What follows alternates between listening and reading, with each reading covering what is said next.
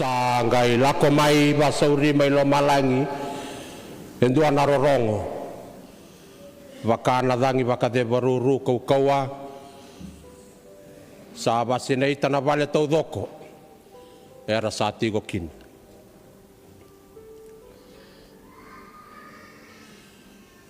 na ulu tangai barau tagi weekenda mai na nonda ibola ni wili bola tambu ni bisinga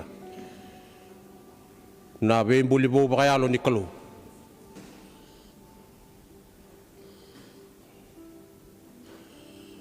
yangan na bembuli bo bakayalo ni kalu menda lako kina na nona kau na kalu na bisinga na bengau na kede na nonda bula nonda bubale kap na vanua biti kena kena lutu kena bakambauta rua nai naki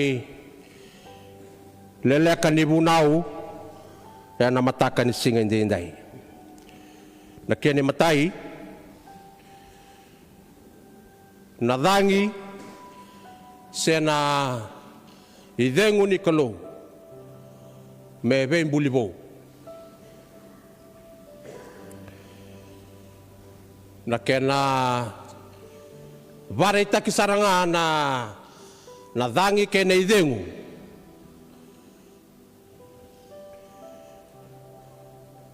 sai koya na nona sala ni nona bembulibou na kalu na dangi kena idengu ngori sala ko basauri mai lo malangi enda ronga na kena italanoa ena nonda lesoni na kaukaua ni dangi kena idengu banga tagitiko na bosa bai boltambu na idengu enda dengu batiko sai koya na nona idengu na kalu na dangi rau tau batanga ya rau sandusia na baka sa manimbula abosa kino iseo iskeli na profita na kia na wase tolu songo bulu kabitu na tiki na ediwa gina tini sangka ikaiba ya uko ya moia na profisai kina dangi moia na profisai ko iko na lubini tamata kakaya kina dangi sakaiba kaongo na turanga ko coba mai na mata ni dangi baba molako kina na dengu ka dengu bira na moku ongo merambula manda awanga iya na profisai me bakasa baka roti beyau sanga idurumira na dengu kara sambula katuda ke maina ya bandra sandua na ivalu lebusara au nabi awasati ko bekenda valala kan singendendai na rara mangani bosa roya na dengu kwata ke na dangi rau bare takatiko ni satiko kina na kalu satiko na kalu na dangi ke na idengu na dengu batiko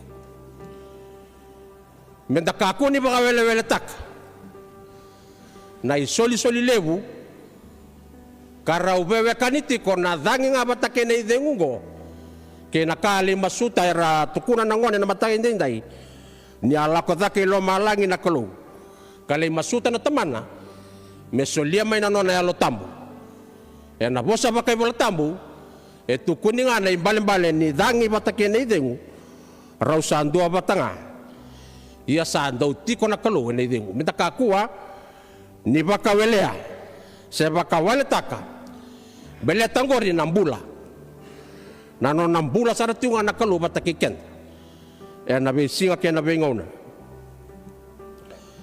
ne karuan ni ka una biwa sebe ken ni kuwa awang reba me unang kay tarong endo na taro baka ibe na iray ni nonda waraka kataba ka na idengu kay nadangi ni alotam me baka na ken bosa na iboltambu asa baka sinaita na vale tau doko ke ira sati ko kin baka ibe na nonda taba ka kawarak nonda waraka katabaka ena nonda mbula ena beisinga na idhengu kanda dhengu batiko kena dhangi enda dhengu batiko ena vada mana kena ireira ina nonda tabaka tiko na kalu sa ikoe na nona tiko batake ikenda ko koe.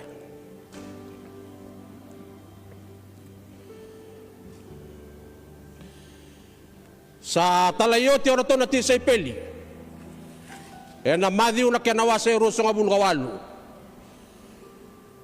arato sa kaya bero to na turangan do lawen do lebe balutaki ya arato se to nga era to nga en la vida era kaya be kanira rere senga era wara katibunga sai ko na nona kau na kalu mer to kau tira to me kau tira to na nona kau sai ko na kau ni altam e vida na kau ngande ba me utuku na to manda weekend singa tambu ni ko ne katolu sa bulu kaoro ni singa katolu sa bulu kaoro ni nonda amara utaka na nona sa tuda ke mai na mate na ngone turang o sisu mai na singa tambu ni tuda katale na singa tambu ni ko ne katolu sa bulu kaono sa dondono mendabe weitala no ataka kabe bosaki kabu na utaka chunga na nona rei ti ko na kalu weekend nona rei mai na mate me tukuna ni sa tuda ke sanganga sa nonda na inu bulan-bulan enda sa senga ningai rere sa nganga o kenda sa tuda ke na nonda kalu na nonda turanga na nonda bulan-bulan sa senga kina ningai kawale na ibunau taki sa senga talanga ni kawale na nonda bauta sa maroro itu we Yesu Kristo na nonda bulan-bulan ni sa tuda ke sa nonda ni inu ya ninda na mati enda na tuda ke bata ke koe sa bonga e bana singa menda na numa na nona kaudake singa lo tulebu mado maingo singa lo tulebu sa kote matanda enda na numa kina lo tuesele na kaudake ni nonda turanga o Yesu Kristo sa ote basa nga bulu na singa sa kaudake ilo malangi me bakain dan utusan na kena nonda bosa ni bang bauta sa lako dagi lo malangi sa tiko sombo na lingay mataw ni kalu na tamanda kokawa iya sana lako tali may kina me lewaira era sambula ke ira era sa mati sa bataw daw tagikan na tiwa na kalu na nonda baka sama na nonda ilako lako bakaluto sana danawara ka na nonda sumay da sa tuwe matanda menda nanuma na nonda bosa na turanga ni nalako may iya na dakadaka na kenawaseba may na ikabasa nga bulu ni singa ngori na singa lo tulebu da kautalesu na nodabaka sama ni atukuna na nonabosa na tura nga meron to na tisepeli do kako nila kata ni Jerusalemi na dakadaka na kenawasendu at ikineba iya ni sasongo ni bata keira sama karota mera kako nila kata ni Jerusalemi tiko ngay bale tiko ngay nakoro tiko ngayon dala ni Banua, tiko ngayon dala ni Abu, tiko ngayon na mumata bubali, waraka, na yalo tambu na nona bosa ni ala na kalubeko. So na ngayon namin kakun ni Abu bala malibu, kakun ninda lako mga bereberea, kakun talanga ninda tuba ka betalia, enda toka malua, ena nonda vale, nonda Jerusalem, nonda lotu, kena baka bauta kuni ababala baka lebu kuni lako baka betalia o lako baka o bia taura kedanga naka toka nga baka malua na nomu Jerusalem na nomu vale na nomu baka bauta kena inui waraka na nona yala na kalau ena lako mai ko toronga na singindai e baka ibe na nonda waraka tiko na kalau o kena nonda bambula ena idhengu ni bula tunga ngori tuve iko tuve au e baka ibe na nonda tapa kana bensinga e baka ibe na solia ndo na nonda ngauna be koya e nda dabutan na dana nindayan ramay na mode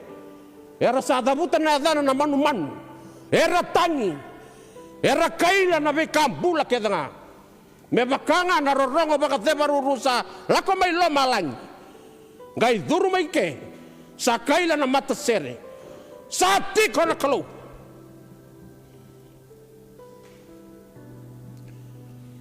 Say koyang gori na rongo. E anga mendan daw tauri kendakin. Baun doon na ngauna. O taba ka baka malua. Na nona be baraw taki na kalo kinan doon na singa kinanumumbula. Naka merato kilana ti say peli. Naka saya lataka o titu na kalo. Ni nalako sombu may na tambu.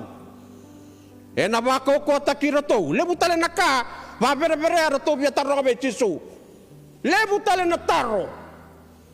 Me bakanga na nonda ndakinga nimbula. E nangayado ni naida na matento Israeli. Abo wala nga nito ko na may tisu. Sa nam domis ni suri.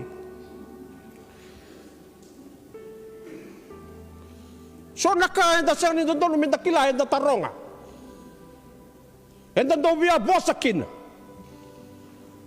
Toka mga malua wala madanga o ara katiko na kalau. Kena inaki kinalaman na non bulan no mumbula. Non gumbula talaga. So talaga ka bare don biya mga taronga. Sabo nga metukuna that is not of your business.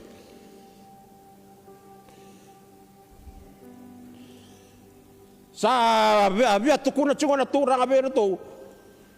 Ni loma taro na rere na ririko na tangaya. Angkai rumah ka o kuana nona bosa ti tombu na kalau do na rawata na kau nina lako mai be kemundo na yalo tambu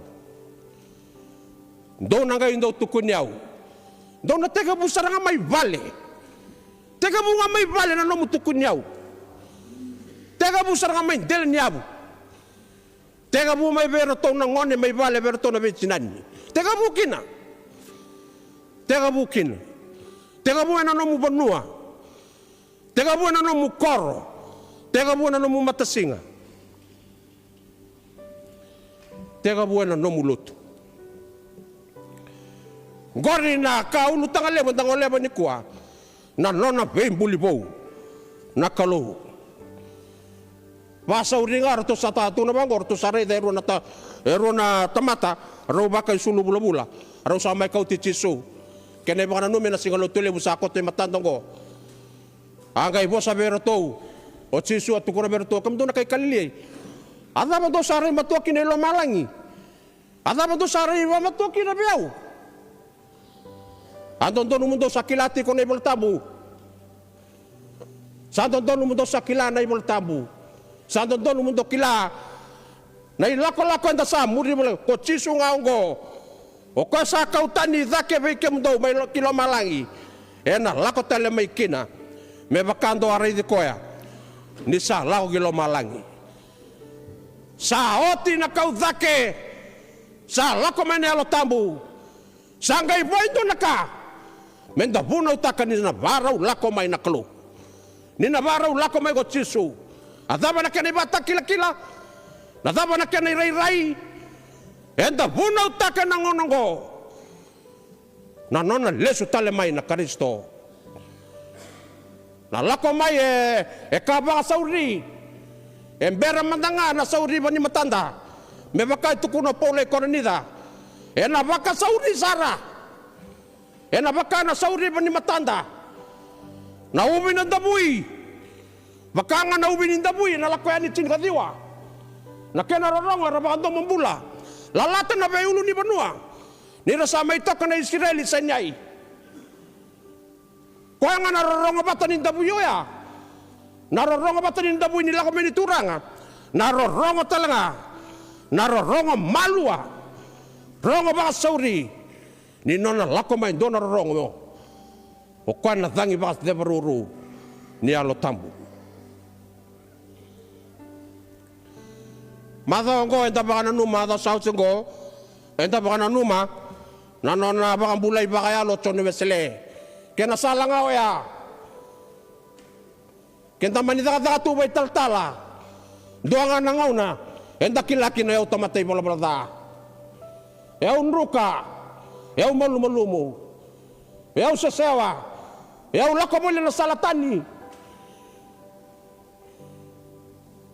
Wea ungandre ba msulia na nongombula be chiso.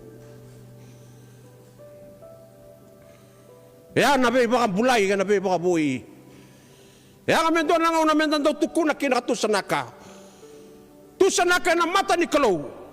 Na nandang bula be bakata gitson besele. Enda nangai rawan ni bukiti buru-bura.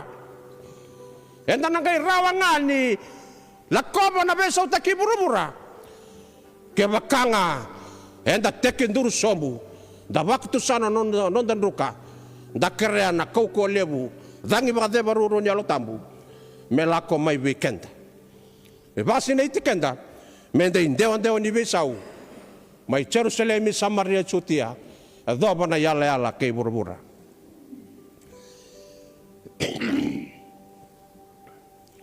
Wabina kan isa kadibagi chiko weekenda. Nisa kadibagi tiko menda lolo. Sa te ka buni mataka la ko yani me adoba ni katini ka ni tsune. Kadi bagi tala chunga na lo mani lo tuwe sele. Ndo na nanda lolo. E te ka buti ko na singa tambu ni madho maingo na imata ni singa. Ni bulo tsune. Me adoba ni kawalu. Le kawalu ni singa na singa tambu nda na numakina na sobaraki ni alo tambu. Yana kay kadi bagi tiko na kami ni kuwa. Yana nanda prokara mo ni reidi chisu matua. Saya ko na ituba-tuba ya. Erna bakay kadi baka tsiko weekenda. Nalonda buni bola ni bebalo taki. Iya sa anda baka sa mataka. Enda maraw taka. Ni say ko nga ngo nalonda itabi.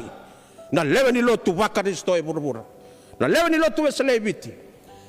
Menda tiko wawa. Menda waraka. Na dangi baka debaruru kena rongo. Basi na itana lama ni bale. Basi na itana nonda bula. Basi na itana chiko ni lotu. Basi na itana nonda bale. Ia menda dambora kina na banuango. Da dambora na banuango biti. Da dambora na bekasa ya dobi kenda na ngaunongo.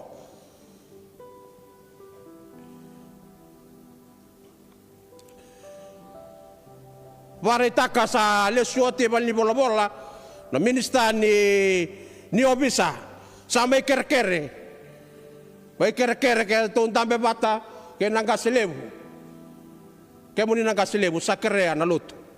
May sabi ibuke nangononggo. May ibuke na may kasataray bita nangononggo. Kaya namin nagkakunin kayo mga wele-wele. Enda sa ngandreba na kaukuan ni alotambu. Ngandreba na kaukuan ni masugay na lolo. Enda ngandreba na kaukuan. Mendam kako ni bukida na banuango me banua sa lenga tu na kena baka sama na kena baka nananu ena dhaka ni wainga ni beba matintaki oira na lubenda sa sinay na nanda koro sa sinay na nanda vebaranda go ena tau ni suba sa bala mair na lubenda oira na lubenda ngone dorbo na ngone lewa era lako tu era sa bosa dan rene era sa kai-kaila. Saka ni madala na para sa tukuna tiko. Kenda menda kakuan ningay baka wele-wele. Denda nangay imbera na loto. Sa lesos talaga na komisyonan ni obisa. Raw sa may kerea na bibuke ni loto. Kamaraw takya na madho sa utingo sa sureti na loto misando na indame-dame. E na vale ni bos lebu baka turanga. Sa doon ay tala no rongo binaka. Bos ti ko bataker na turanga na singarua sa utingo. Sa doon na kana non rangandrebo na lotu. Daka lotu ti ko beira na singarua sa utingo na singani non rambose. Sa baray takati ko na turanga. Na non rangandre. Na non rebo na bibuke ni lotu me daka bata na lotu kay na banua na ngonogo. Daka bata kay na matentu. Sabaro may dabati ko na bose. Yan na singa lotu lebu. Sangkay bare taka nang turang na timbua.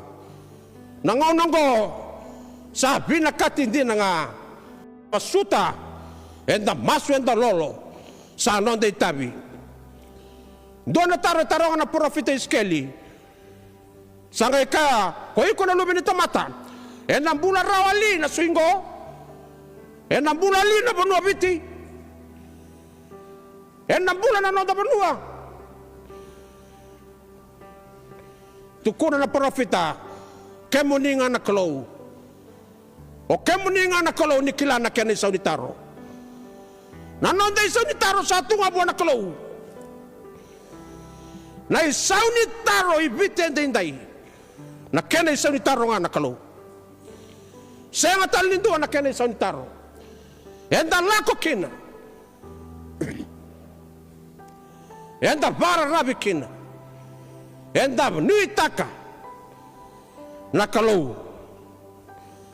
Ni say kuangay na pambula na panuonggo. Sayo tiyoti ni madawanggo ni bulome.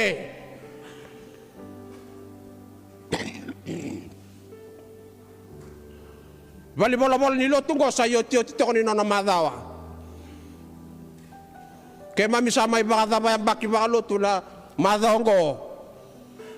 Singa baraway sa toy matay kay mamingo sa tabakin na doon na baki baka luto e bali bola-bola. Baki baka luto ni luto e celebrity. Singa tambu sa andua na yan baki bow baka luto ni luto e celebrity. Matay ni Chune. May nagaylay da bataliani e ne katolo sa bulukan dua ni bulo meron no doluru sa bulukono. Sa may daba e doon na baki. Sa daba doon na baki e nanon daba bimbita kan lo tuwa selele muna kan lo manyang baking go. Daba bimbita ka nindaya nga mendala ko batake na kaluna lo tambu. Da si koba nanon daba ibu balakede. Daba ka lo tutakira. Da kuni vela ni tratala. Da lakoba nanon daba ibu bale. Da ngaraba kina na dakaka ni bibalot taki. Da si kobira.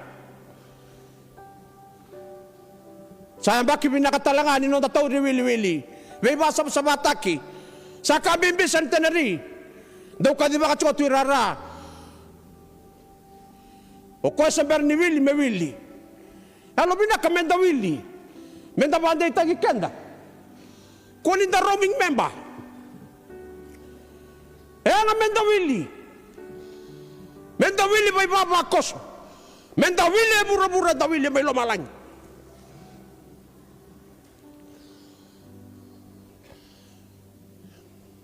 Au sa tabay dua, au lebunaw inabuloa. Kaya walo tuti ko may centenary. Kaya nung kutakataka o loto nga nabi ba ni lotuket.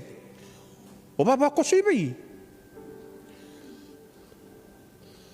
Kaya lobinaka. Kaya nga niya baking ko. Menda maroroya nabi kabimbi. Menda bibasam sa bataki. Menda bisiko. Wakakina na nonda garaba na takataliw ni nonda tauri wili-wili. Dabi nakata ni tamay maroroya na doon raw din sa kabul niya baki ni kena bakatamberi na takataka niya lotambo ibit na kena tumbo na loto wesle. May lakemba. Menda baka hindi nataka niya liwa na zangi bakate baruru ene katini kawalu tolu sa kabul kalima may lakemba. Menta varay taka na kaya nandina nangonogo. Ni atumbo tiko na lotu wesle. Ni atumbo sa nga wala nga. Ni atumbo na weka bakayalo. Atumbo talaga baka wili-wili. Na quantitative growth of the church. Dapambimbi taka ya. Ang daw siya nga ni daw ngula da barawa ni Wali bola-bola ni lotu, biya to kami nakatoka ng ununggo. Siya nga ni ngay la Rebecca makayaw, siya nga nandinaw. Siya nga ni daw dito may na lotu na overdraft. Sa siya nga, sa oti, sa na ba binakatoka na nanruan ni lotu sila ng ununggo. Daw bataro nga, although siya nga ningula daba, matay ni nunggula ko may centenary ngo, ang kay tukuni mendo na nunggubo sa may rarabatu. Kilando na singa mga manduale butong dobe au na singa ya.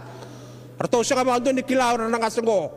Ni sa kereyaw may nangasali bubuke, mendo na nunggubo sa ni Andre.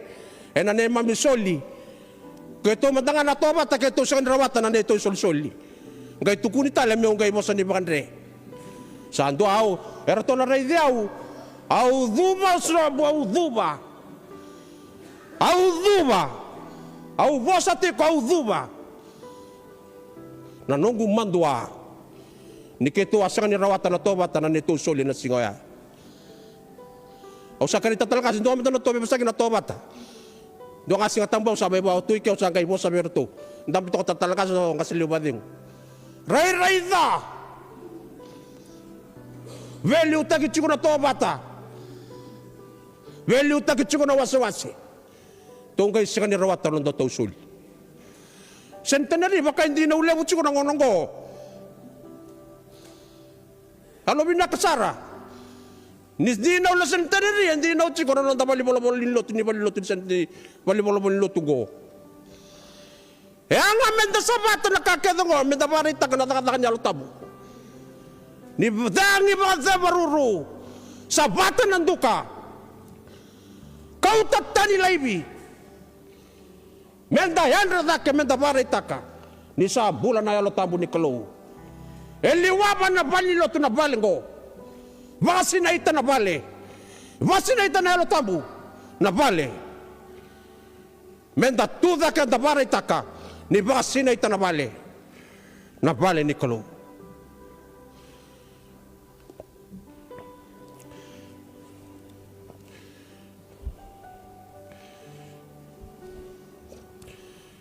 Mata ini kawi bare taka me kenda na singa tamu dindai.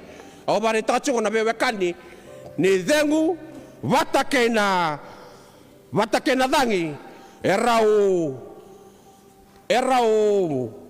biuta bata na baka sama nimbula kake denga senga ni bada ko taki kae lala kae buto kake denga senga ni matata koto senga ni taudoko dalai bana dangi ni alo tambu. Me bakangan ni asangan ni buli tu na mura-mura. Tu na lala, tu na buto-buto. Tu na tama do taki. Sanggay yaba bala na yalo ni Kalo. Sanggay bakat sauri na rorongo. Sanggay yaba bala na ni Kalo na dala ni wai. Ni yaba bala sanggay basi kamay ng bula.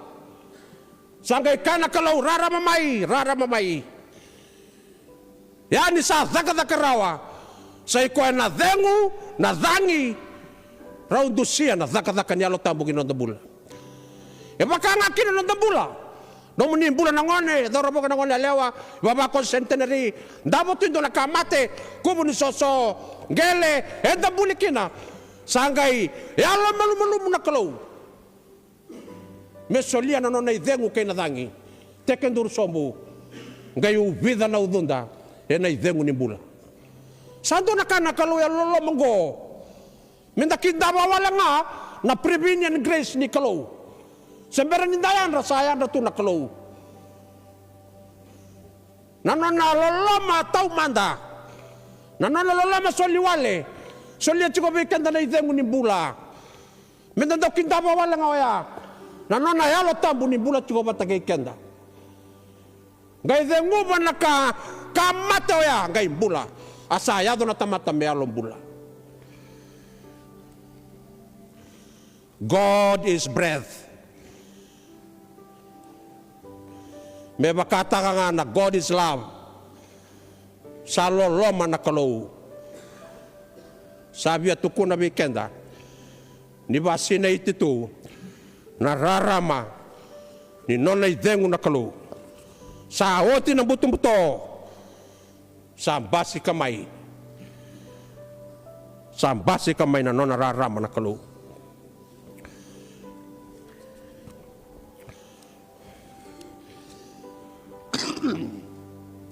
Ito ko nabikan dani no na ay dengu baka baru ni dengu dangin ko dana dengu kana dangin ko saka ni baela kero mbio tamay na doon na tiko-tiko ni lotu. May Ellie Spring, may didiyani kitanan creek, kay Ranjini, na Woli ko kay Australia, may Northern Territory. Kito lako duru may lemu na na inggang ginidang ko di ba katuna liba-liba ko na winte bain di tiko ke to kan to sa do sa satu na be tal main na dan tarito kailan man to reda man na ako ke to reda sangkai ke to reda na kailan ba madala ruanan raw ginaruanan raw sa kabulu na diameter ni winte bain go sangkai tiko na blade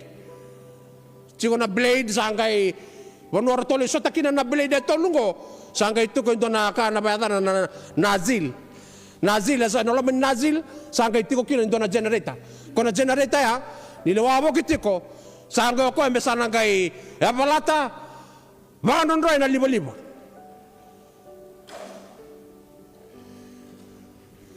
zaga chunga au saba ka sama tachiko na winte bain go ibidalangan na diameter iya no winte bain na kalau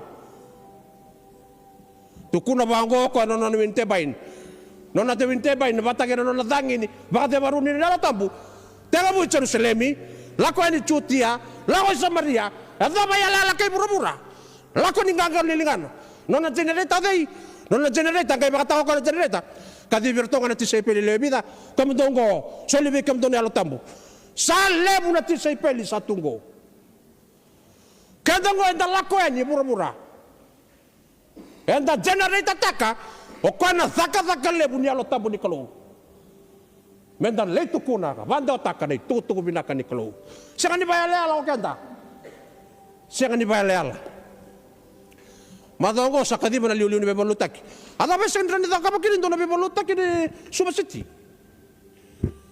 sa kilometro na gubosong ko na liuliu ni bebolutaki takami do na bebolutaki ke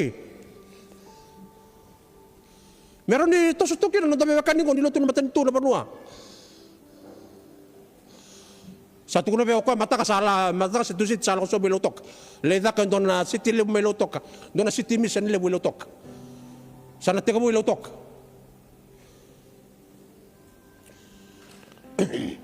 na non na winte bain na kalau esenga ni ruanan raw gina ruanan raw sa bulungan na diameter senga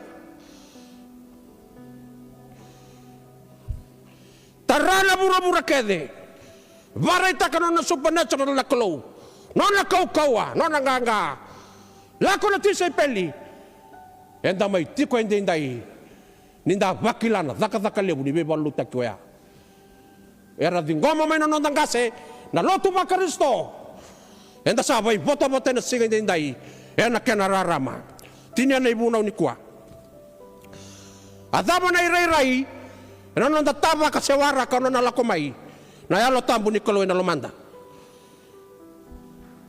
wanu ni zaka maten tu la loto na banua enda na wara ka bakay ebida na ka au ngandra me dusia be kende centenary kay kenda da baro ko chukumai ena singa indai matai mendan dabe ena rai ni wawa kay na baka-bakarau wawa baka-bakarau binaka dan dambe kina bakangano da may lotungo da may tokawawa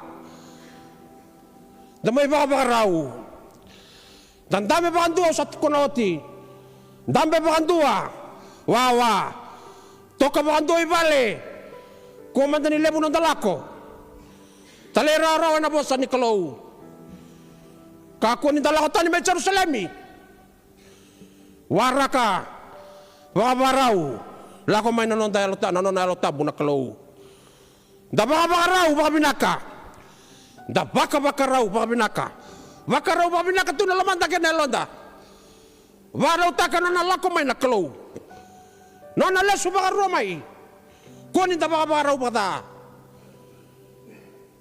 ngaw na binaka no da masu-masu na lolo binabale mo na ituba-tuba da masu da lolo da wilika no da iboltambu da lolo man da bewasay binabale mo ni da sa kadibaki men da bewasay da soliti ko nga solia bakalebu ena ngay soli bakalebu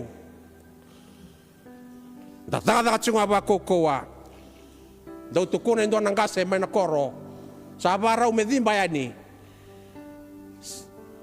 sina ya wala nga amo tinini abako kay may lo wala ka pare. Lo wala nga pare. Siya wala nga musuli siya kay mo embiya. Lo pare. Wara gina yung nalaw makalo.